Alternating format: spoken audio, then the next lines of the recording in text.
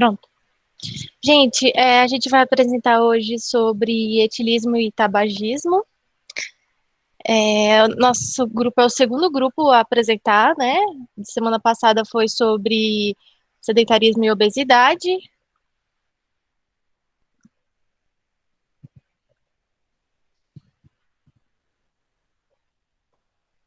Henrique? Ah, tá, porque tu parou do nada. Te assustei. Bom, pessoal, boa tarde. Para quem não me conhece, meu nome é Henrique. E hoje, juntamente com a Camila e a Ana, né, como já foi explicitado, nós vamos falar um pouco sobre o etilismo e o tabagismo, né, e sua principal relação com as doenças cardiovasculares. Bom, o alcoolismo, ele é uma doença que acontece decorrente ao consumo excessivo, duradouro e compulsivo de bebidas alcoólicas, o qual ele degrada a vida pessoal, familiar e social do indivíduo. O seu uso constante, normalmente descontrolado e progressivo, ele pode comprometer seriamente o funcionamento do organismo humano, levando a consequências irreversíveis, né? Principalmente quando se é em um longo prazo. E nas últimas décadas, as bebidas alcoólicas elas têm sido consumidas cada vez mais cedo. O que isso indica? Que os jovens estão consumindo bebidas alcoólicas mais cedo, né? E eles têm um acesso mais fácil, né, dessas bebidas.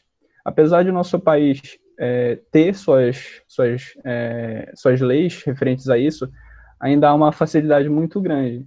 A gente vê isso principalmente quando se trata de bares nos bairros, onde tem jovens bebendo, muitas vezes com o próprio familiar. Mas o que então o álcool ele apresenta na vida dessas pessoas, né? Principalmente dos jovens? O...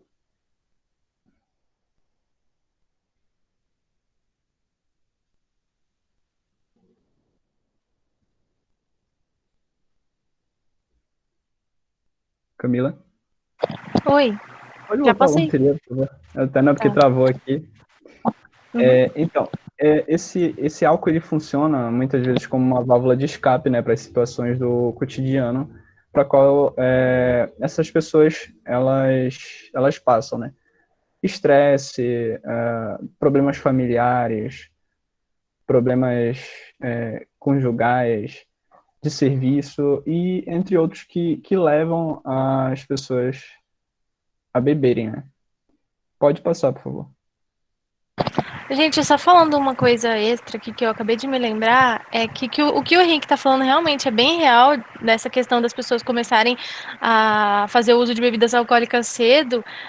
Do exemplo do carnaval desse ano aqui de Campo Grande, que apareceu inclusive no jornal, muitas pessoas menores de idade que estavam participando do carnaval, que entraram em coma alcoólico durante o carnaval, e eles eram menores de idade, não estavam acompanhados dos pais.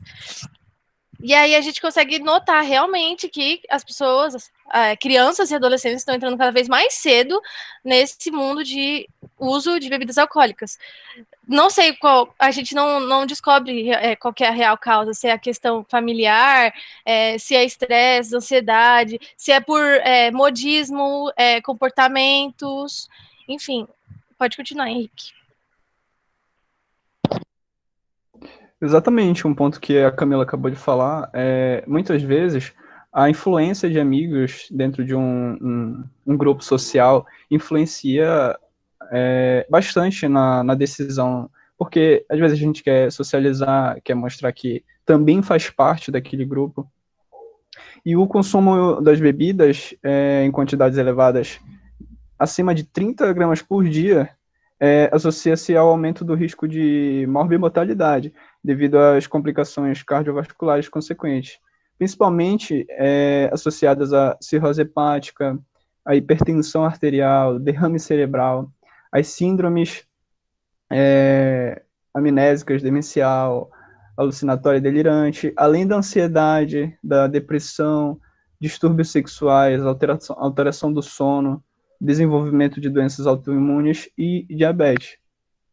Mais para frente a gente vai falar um pouquinho sobre a fisiologia de como funciona, mas o indivíduo ele acaba criando uma dependência muito grande do álcool, porque é fato que quando bebemos, né, uma quantidade às vezes mínima, um copo, ou seja, um copo de cerveja, um copo de vinho, ele já altera o nosso humor. A gente tem algumas pessoas que ficam mais felizes, outras ficam falam mais, outros começam a chorar, mas ele acaba criando uma dependência muito grande. E o álcool, ele se apresenta como um fator contribuinte para o aumento da pressão. E alguns estudos não têm totalmente explícito como que ele faz isso.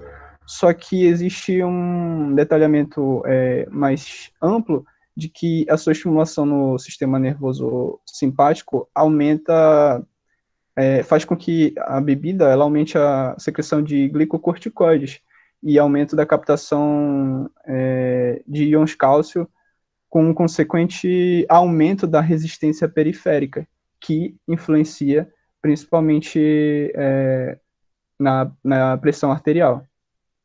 Pode passar, Camila. Gente, a bebida alcoólica ela é pobre em nutrientes que a gente precisa para o nosso organismo, mas ela é rica em calorias e ela eleva o nível de cortisol. Cortisol é aquele hormônio do estresse que a gente já conhece, ele é bem famoso na nossa geração. A alta disponibilidade do cortisol no nosso sangue aumenta o desejo por doces e gorduras. E isso pode provocar, né, a obesidade e diabetes.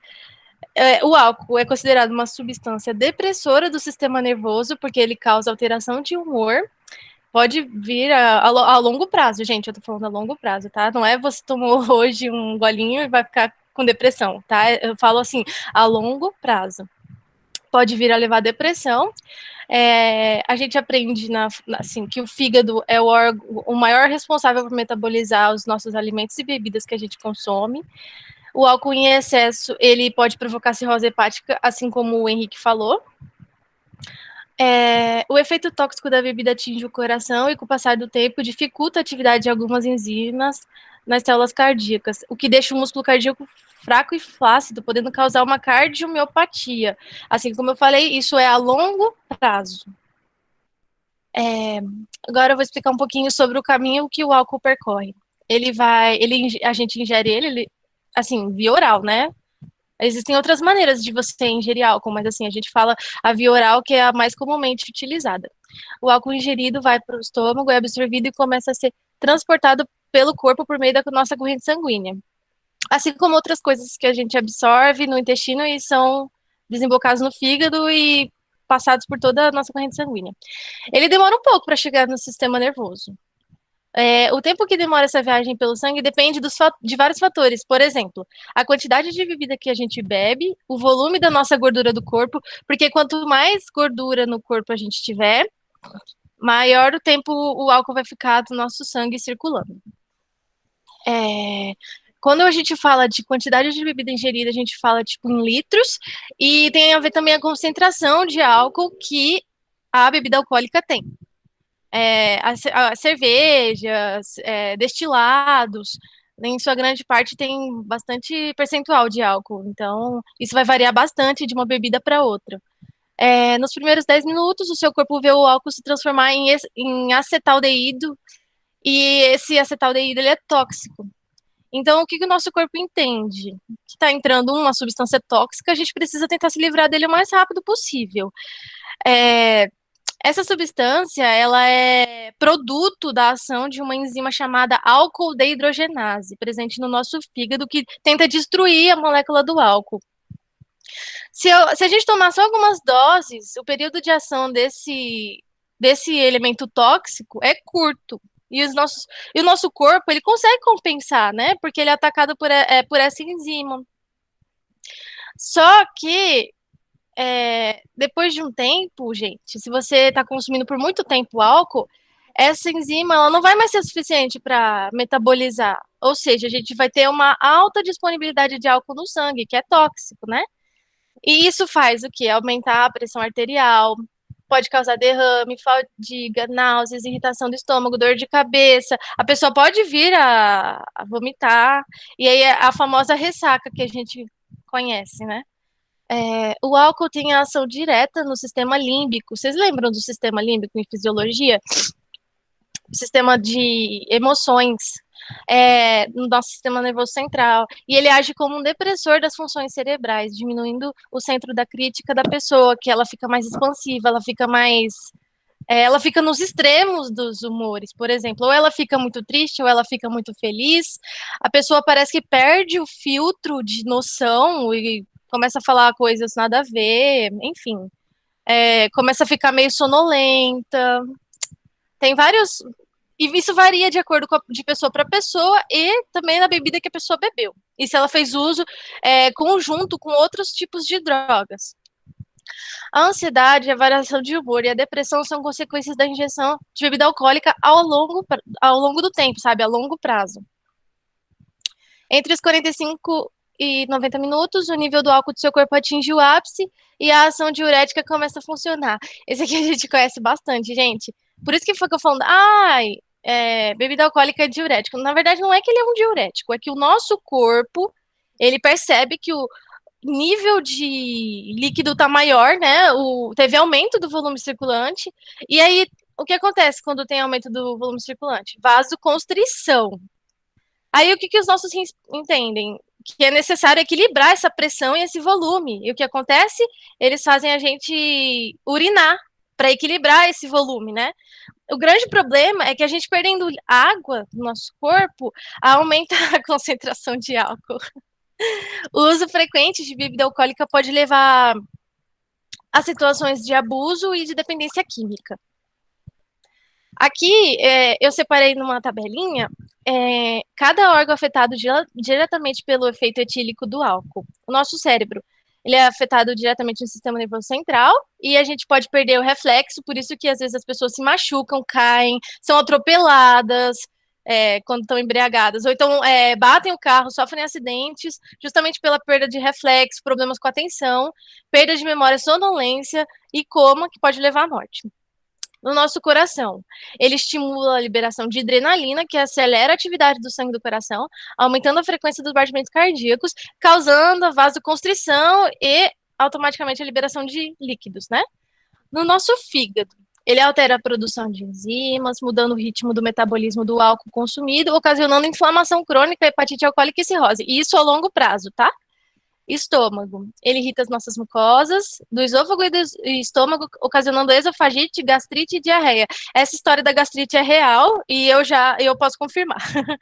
Nos rins, o efeito diurético do álcool acaba por sobrecarregar nossos rins, comprometendo a eficácia do processo de filtragem das substâncias que ocorrem nesse órgão.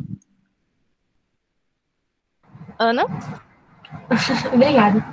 Em relação ao tratamento, antes de iniciar, é importante a gente frisar que normalmente esse indivíduo ele vai precisar também de um suporte psicológico para conseguir dar continuidade e conseguir ter uma progressão significativa durante o tratamento. Dentro do tratamento farmacológico, dos mais usados, eu vou citar uns principais fármacos aqui. O primeiro é o disulfiram, o segundo é o naltrexona e o segundo é o acamprosato.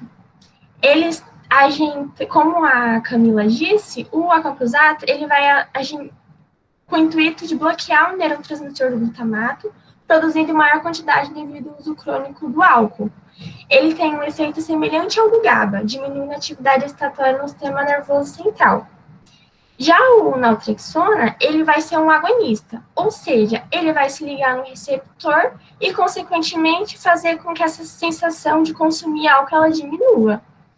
Já a naltrexona, ela vai fazer algo semelhante ao que a Camila chegou a comentar. Ela vai inibir ela vai fazer a inibição da enzima de aldeído desidrogenase. Dentre os tratamentos não farmacológicos, a gente deve citar principalmente os grupos de apoio, a terapia cognitiva comportamental, terapias grupais e terapias familiares. o que acontece na terapia de autoajuda e nas terapias grupais, principalmente? Normalmente a gente entra muito naquela dialética de fazer ou não o uso do álcool, principalmente. E os. Camila?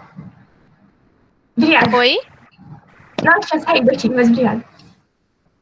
E o que acontece? Quando eles se reúnem e eles conseguem entender que essa limitação, ela transcende o plano que, no caso da realidade que eles achavam que era só deles, você acaba enxergando eles numa perspectiva mais global da personalidade, de forma mais integral. Já as terapias cognitivo-comportamentais, elas vão trabalhar as habilidades comportamentais. Então, no caso, a gente já vai estabelecer algumas estratégias de enfrentamento para prevenção de recaídas, se acontecer, principalmente para detectar situações de risco, de vulnerabilidade. Camila, pode passar.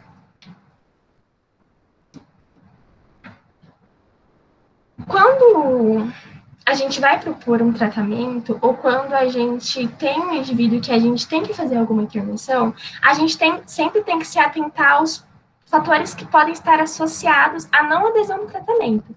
O que pode influenciar para que aquele indivíduo ele não consiga ter uma progressão? As principais são as características demográficas sociais, então a escolaridade, a renda, a ocupação do indivíduo, bem como as crenças e influências que ele tem. Como o Henrique citou logo no início, principalmente nos jovens, eles estão inseridos em um ambiente onde eles querem mostrar uma pertença a um determinado grupo. Então, eu preciso fazer isso para me sentir aceito. O padrão de consumo, se ele bebe sozinho, com um colega de trabalhos, enfim, e características principalmente vinculadas ao estado afetivo dele. Então, se ele tem medo, se ele está ameaçado, se ele está com um mal-estar, se de repente ele está mais triste. Pode passar.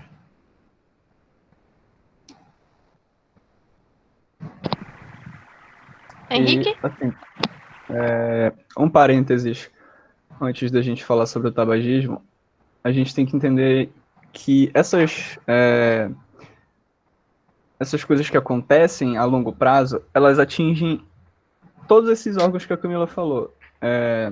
Coração, o cérebro, e rins, enfim. E o que é mais atingido, claro, principalmente por ser a maior glândula do nosso corpo, é o fígado. Porque de tantas funções, de inúmeras e inúmeras funções que ele tem, ele metaboliza toda essa substância que a gente ingere. E o que acontece? Antes da dependência propriamente dita do álcool, existe a tolerância, que é um caso, deixa eu ver, é igual você hoje bebe uma latinha, daí na semana que vem você consegue beber 2 latinhas. Daí você fala assim, acho que na próxima semana eu vou conseguir beber 3. Ou seja, cada vez mais você vai aumentando o consumo devido o limite, né, que você acaba atingindo para alcançar aquele determinado humor ou aquele determinado prazer, né, que você alcançava antes com uma latinha só, depois aumenta e vai para 2, 3, e assim a gente chega à dependência. Enfim, então o tabagismo. O tabagismo ele é considerado uma doença epidêmica decorrente da dependência à nicotina e, segundo a OMS, ele se inclui na 10ª Classificação Internacional de Doenças, no CID, no grupo de transtornos mentais e de comportamento devido ao uso de substâncias psicoativas. Quando vocês vão procurar dentro dos cadernos de atenção básica, ele já traz assim, caderno de atenção básica do uso de álcool e outras drogas. E aí vai tratar de doenças mentais, e dentro disso eles também trazem o tabagismo, né, sendo um transtorno mental. E ele é uma das principais causas de morte evitáveis em todo o mundo. E foi feita uma pesquisa que para o ano de 2030 seriam estimadas em torno de 8 milhões de mortes devido ao uso do tabaco. E tão semelhante quanto o alcoolismo, o tabagismo ele também é desencadeado principalmente por fatores como o estresse, e ele acaba funcionando também como uma válvula de escape para essas situações. O estresse, a ansiedade, às vezes o indivíduo ele começa a fumar também por um fator social que ele acha bonito, e dentre outras coisas.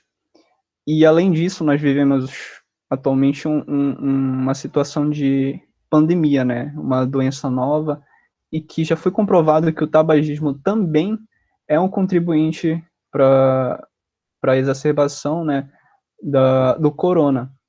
Além de diminuir a imunidade, ele facilita com que a pessoa ela consiga, ela adquira, né, o vírus.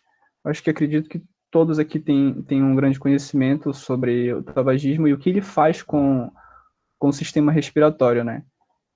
Cílios diminuídos da região da traqueia e até chegar mesmo no pulmão propriamente dito, já tem várias lesões e é um grande risco também para o corona. Pode passar, Camila. E além das doenças que nós já conhecemos, como o câncer, as doenças respiratórias crônicas, acredita-se que existe uma porcentagem de 10% que o tabaco ele contribui como fator de risco para as doenças cardiovasculares. E além de também ser um fator de risco para doenças transmissíveis como a tuberculose, né? E a relação principal do tabagismo e da hipertensão arterial aqui apresentada, ele vem de uma série de interações complexas, né, de fatores hemodinâmicos do sistema autonômico, e ele causa uma disfunção endotelial muito pontual, né? E essa nicotina, ela gera no sistema nervoso simpático, e acaba provocando um aumento na frequência cardíaca, na pressão arterial, na contratividade miocárdica, e ele reduz a oferta de oxigênio aos vasos e principalmente ao miocárdio, né? Gente, os hidrocarbonetos encontrados nos cigarros, eles são carcinógenos e eles agridem a parede interna dos vasos sanguíneos, assim como o Henrique falou, que é o chamado endotélio. Essa agressão na parede, que fica ali, né, uma inflamação, uma parede agredida, ela pode causar o acúmulo de placas de gordura, né, os famosos ateromas, provocando aí uma aterosclerose. E aí a aterosclerose pode causar o entupimento do vaso, que pode vir a provocar um AVC ou um infarto agudo. O cigarro é um gatilho para asma brônquica. Eu estava lendo que as pessoas que têm asma e fumam, geralmente tem crises recorrentes, né? Com o tempo, obviamente, o sistema respiratório tenta compensar toda essa fumaça que a pessoa inala, mas com o passar dos anos, ao longo prazo, isso pode virar um DPOC, né? Assim como está escrito ali, a longo prazo, aumenta a chance de desenvolver DPOC. Tanto o fumante, a pessoa fumante ativa, quanto o passivo, que convive com as pessoas que fazem o uso do cigarro, né? Para quem não sabe o que é DPOC, é doença pulmonar obstrutiva crônica. Não sei se todo mundo já estudou sobre isso, né? Assim como o Henrique falou, o epitélio da traqueia, ele é pseudoestratificado e ciliado.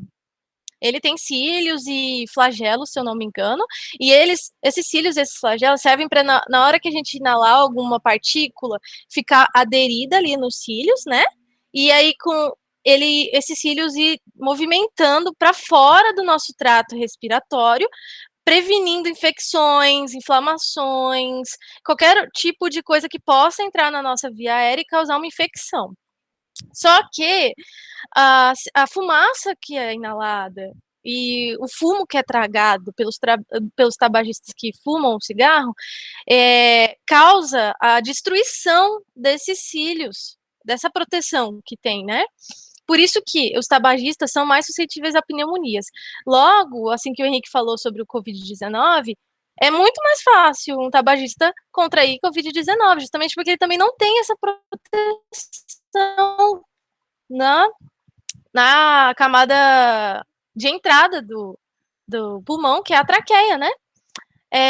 O cigarro, além disso, ele pode causar doença periodontal, a piorreia, e essa doença pode evoluir para câncer de boca. Para quem não sabe, a doença periodontal, ela pode causar perda dos dentes, inflamação da gengiva, pode causar inflamação do palato mole, do palato duro, necrose, enfim, né? Geralmente a doença periodontal, ela tá ligada a uma infecção, né? E aí pode vir a provocar o câncer de boca. O Henrique já falou, né, que o aumento da frequência, que o cigarro, fumar, causa aumento da frequência cardíaca, da pressão arterial e da contratilidade miocárdica, com redução da oferta de oxigênio aos vasos e ao miocárdio.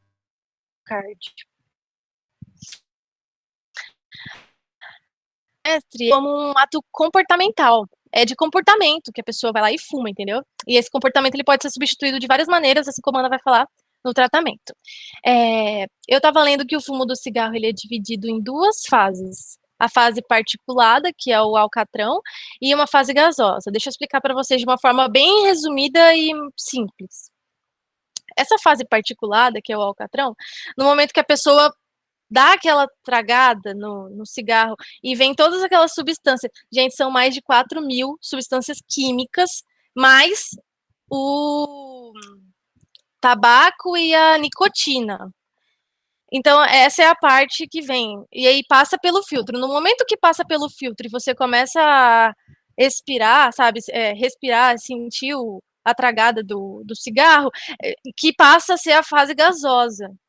E aí, no artigo que eu estava lendo, esse filtro, ele só consegue filtrar partículas que, assim, diríamos que são grandes, as partículas pequenininhas, que são as mais prejudiciais e que são as que mais causam inflamações no pulmão, ele não consegue filtrar. Então, é como se aquele filtro fosse inútil para o cigarro, porque vai fazer mal de qualquer jeito para a pessoa.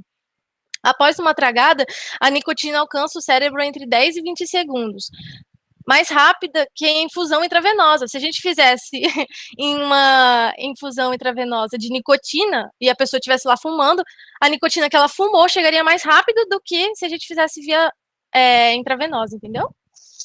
E aí, ali naquele momento, ali já tem mudança comportamental. Por exemplo, se a pessoa tá ansiosa, ela tá lá, vai fumar, já tem aquela calma lá, porque é tudo psicológico, é tudo sistema nervoso. O tabagista, ele consegue manipular a dose de tragada a tragada. Se ele traga muito, se ele traga pouco, se ele traga com maior ou menor volume, a profundidade da inalação, a frequência e a intensidade da tragada, e esse mecanismo faz do tabagismo a maior forma de reforço e dependência de administração de nicotina. O tabagismo ele altera o balanço do sistema nervoso autônomo, especificamente, a exposição à fumaça de cigarro leva a uma ativação do sistema nervoso simpático. O sistema nervoso simpático tem papel central nas alterações agudas da pressão arterial, né? Ele que ajuda a gente a regular a pressão arterial, por exemplo, na hora que a gente levanta muito rápido, assim, é o sistema nervoso simpático. E a sua ativação pode contribuir na elevação crônica da pressão arterial.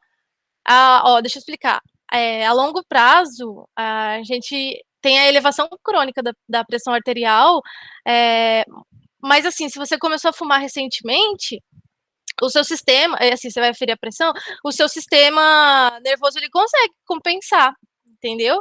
Ele tá conseguindo lá compensar o aumento brusco da pressão através dos nossos receptores, através do baroreflexo. A nicotina, ela age como um agonista adrenérgico. Gente, isso aqui a gente aprendeu em fisiologia e em farmacologia. O que é um agonista? É uma coisa que vai ativar uma reação. Ou seja, a nicotina, ela ativa a liberação das catecolaminas. Essa questão de agonista e antagonista. O antagonista ele serve para bloquear o agonista. Tem a questão de adrenérgico e colinérgico, mas isso daí a gente não tem a ver nesse momento. Por exemplo, quando a gente está lá digerindo uma coisa que a gente comeu, ali nas bombas de prótons do nosso estômago, existe um agonista que vai lá, se conecta nas nossas células do endotélio do estômago e ajuda na liberação de ácido clorídrico e as enzimas para a gente digerir, né? Só que se a gente não tivesse um antagonista para bloquear essa reação, a gente ia ter muito ácido no estômago, sabe? Não ia ter fim. E aí ia acontecer várias inflamações, vários problemas, enfim. É por isso que a gente precisa de um agonista e de um antagonista. Esse aumento de nicotina no nosso corpo e essa liberação, né, das catecolaminas, como dopamina, norepinefrina e vasopressina. Para quem não sabe, a nora é a adrenalina, porque ela é convertida depois, né, no nosso corpo em adrenalina, ele tem um pico de 5 a 10 minutos após você fumar, entendeu? Sendo que chega muito rápido lá no nosso cérebro, acontece tudo muito rápido, é bem mais rápido que o álcool. Justamente porque a gente tem uma barreira aqui, do nariz pro cérebro, pro crânio, né? E ela é muito facilmente ultrapassada pela nicotina, por todas essas substâncias que tem no cigarro, assim como na cannabis também. Com o tempo, o organismo começa a compensar o aumento da pressão, como eu falei, causado pelo cigarro, enquanto a gente é jovem, né? Mas com o passar do processo de envelhecimento, como a gente aprendeu no semestre passado com a professora Andrelisa, o corpo vai perdendo essa capacidade compensatória e aí você vai ficando com a pressão alta mesmo. Ana? Bem, em relação ao tratamento e às intervenções, nós temos um Programa Nacional de Controle do Tabagismo, dentre o qual ele vai falar justamente isso, sobre prevenir o uso desses derivados de tabaco entre crianças e adolescentes e estimular o abandono dos fumantes. O que acontece? Antes de eu intervir ou elaborar qualquer outro plano, eu preciso avaliar, eu preciso ver o grau de dependência desse indivíduo, eu preciso ver quantos maços eles fumam por dia, eu preciso avaliar as condições também deles, como que ele se comporta diante disso, quais são os gatilhos que fazem com que ele fume tanto mais ou quanto menos, quais são as situações que ele se encontra, que ele sente que ele tem a necessidade de fazer o uso do tabaco, pode passar. Acho que... Isso. E junto com ele desenvolver habilidades para lidar justamente com esse estresse. A gente precisa reconhecer ele como o protagonista da mudança. Então, quando a gente for elaborar um esquema terapêutico, a terapia cognitivo-comportamental, assim como foi mencionado anteriormente, para detectar situações de risco, estratégia de enfrentamento, enfim, deve ser pautada em algumas perguntas e algumas etapas. A primeira é a breve, que no caso vai ser geral para todos, vai fazer justamente esse rastreio da dependência, da motivação, enfim, e os interesses do paciente em relação à cessação e à manutenção. Já a específica, vai tentar trabalhar e trazer junto a ele quais são as intervenções que a gente vai fazer nesse cenário, porque ele precisa ser protagonista dessa mudança, a gente precisa reconhecer ele e ajudar ele a identificar quais são os gatilhos e quais são os comportamentos que ele tem que agravam esse uso do tabaco. E tem também as pessoas que não querem parar de fumar. Então, nesse caso, a gente precisa entrar em uma fase de pré-contemplação e também expor quais são os prejuízos. Se ele continuar fumando e quais são as implicações, tanto sociais, quanto fisiológicas, quanto psicológicas. Dentro do tratamento farmacológico, a gente pode citar a bupropiona, que no caso tem efeito dopaminérgico, também noradrenérgico. Ela vai atuar na inibição da recaptação, principalmente na síndrome de abstinência, o que vai simular a ação da nicotina. Já a vareniclina, ela vai ser o que vai acontecer? Ela vai atuar diretamente nos receptores nicotínicos e vai ter um efeito agonista, como a Camila explicou anteriormente, e também um antagonista parcial. Já a reposição nicotínica, como que ela é feita? Ela é para indivíduos que já têm uma dependência à substância, você faz o teste, dá um score maior que 5, ou tem uma história pregressa de síndrome de abstinência, quando se trata da privação dessa substância, e daí inicia-se o tratamento. Tem bem escritinho a posologia, enfim, só para dar um exemplo, por exemplo, de 8 a 12 semanas, a gente usa o adesivo de aproximadamente 21 miligramas dia. Isso vai variar muito dependendo da necessidade. Isso pode ser usado em combinação também. Eu usar uma goma, eu usar um adesivo transdérmico, enfim. Pode passar. O que a gente, como enfermeiro, pode fazer diante disso? O enfermeiro, ele vai, como eu disse anteriormente, ele vai atuar enfaticamente como um suporte, um apoio que possa dar ferramentas para esse indivíduo para que ele possa progredir em relação ao tratamento. Só que quando a gente tem aquelas características que também, de alguns diagnósticos que são feitos em ambientes hospitalares, mas daí vai do quadro particular de cada indivíduo. De modo geral, o que eu mais achei foi processos familiares disfuncionais em questão da dependência. Então, ela causa no indivíduo um conflito de decisão e, principalmente, um risco de sobrepeso. Então, é importante a gente orientar e prover algumas informações para ele de estimular hábitos de vida saudáveis, uma alimentação saudável, e, enfim. Também pode ter risco de síndrome de estresse pela mudança que ele vai sofrer, então é bem importante a gente se atentar a esses aspectos. Assim como a gente está aprendendo em saúde coletiva, tem que ter aquela questão de você entender o lado do paciente, você fazer todo aquele acompanhamento e retirando aos poucos esse vício. Não tem como, assim como a Ana falou, não tem como você tirar tudo de uma vez, né?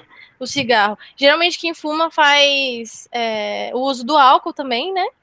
Não tem como você tirar tudo de uma vez. Vai reduzindo aos poucos, intercalando com terapia, fazendo um plano de terapia junto à equipe multi. Quem aí entraria? Qual tipo de profissional, né? O médico, o enfermeiro, psicólogo, psiquiatra, entendeu?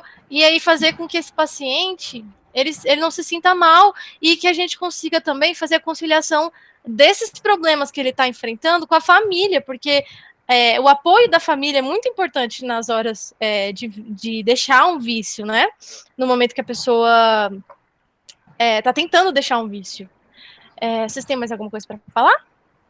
Exatamente. Essa retirada não vai ser abrupta, né?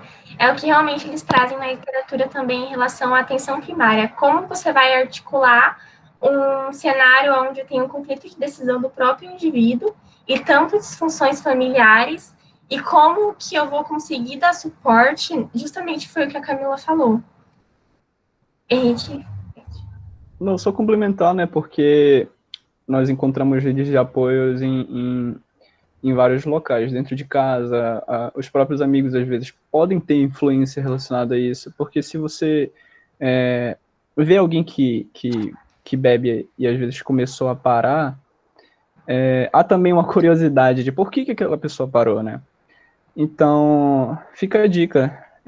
Às vezes não é em um dia para o outro, né? Mas a longo prazo as mudanças vão sendo melhores, porque como a gente apresentou aqui, tanto o tabagismo quanto o etilismo, eles têm seus fatores de risco muito grandes para o coração, para o fígado, enfim, para vários órgãos do ser humano. Então, se você se deparar um dia e estiver lá no bar, fala assim, não, maninho, hoje eu vim só beber uma latinha e já vou para casa. Então, ir se policiando, né? E com isso você acaba reduzindo os danos e cuidando da sua saúde, né? E também das pessoas que você gosta.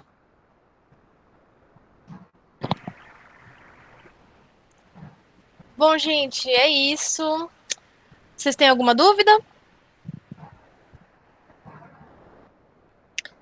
A gente vai estar mandando os slides para vocês. E eu vou ver de postar na página também.